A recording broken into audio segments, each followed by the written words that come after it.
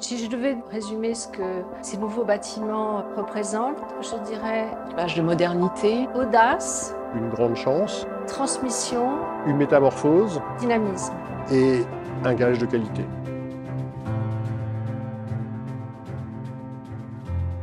Le SPCI est une école de la ville de Paris depuis 140 ans. On a fêté 140 ans l'année dernière.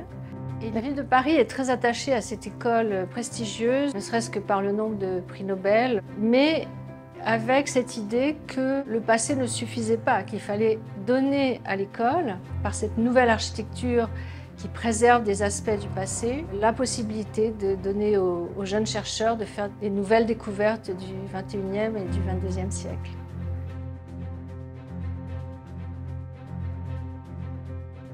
Ce qu'on est en train de construire, c'est les nouveaux bâtiments pour les 50 ans ou les 100 ans qui viennent. On est en train de mettre l'école au même niveau que les meilleurs laboratoires de recherche internationale actuels. J'ai voulu moderniser ces lieux dédiés depuis 1882 à la connaissance et à la recherche scientifique, par une vision extrêmement sensible de l'espace qui serait de nature à stimuler l'imaginaire spatial des chercheurs et des étudiants, et en même temps que serait stimulé leur imaginaire scientifique. Puis, ça serait de favoriser leurs rencontres, bien évidemment, de diffuser le savoir au sein de l'école et les porter à l'international.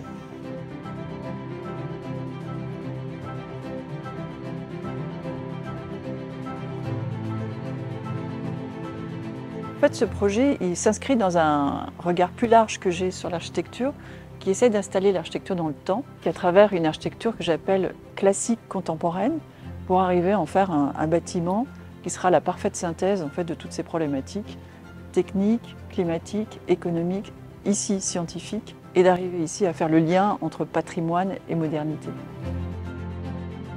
Le projet débute par la phase peut-être la plus complexe. Faire un laboratoire de recherche, c'est compliqué. Ici, on est dans un labo de chimie, donc on a des contraintes extrêmement fortes. Il suffit de regarder le plafond pour voir qu'en fait, il y a des tuyaux partout. Il y a un système extrêmement compliqué. Vous avez énormément de caractéristiques techniques qui sont demandées à ces locaux, qui sont une complexité rarement rencontrée dans une construction.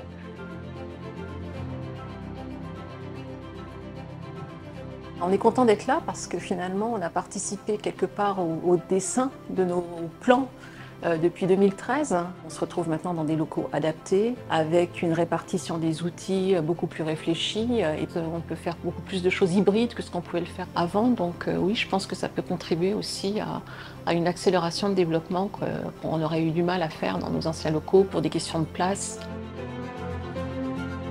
Il y a des dispositifs passifs comme l'épaisseur des dalles qui ont été parfois surdimensionnés pour s'assurer qu'il n'y ait pas de transmission solidienne d'un laboratoire à l'autre, la possibilité que chaque labo soit bien protégé de l'éblouissement par des stores extérieurs avec une quotité d'ouverture qui soit adaptée à l'usage intérieur.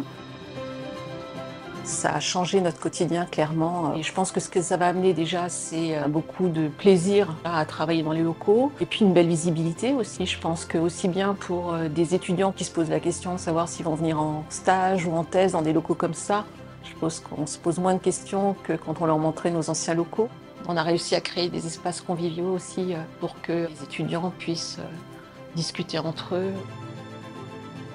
La manière dont est conçu le bâtiment favorise considérablement ce genre de rencontres et va faciliter les projets transverses entre les unités.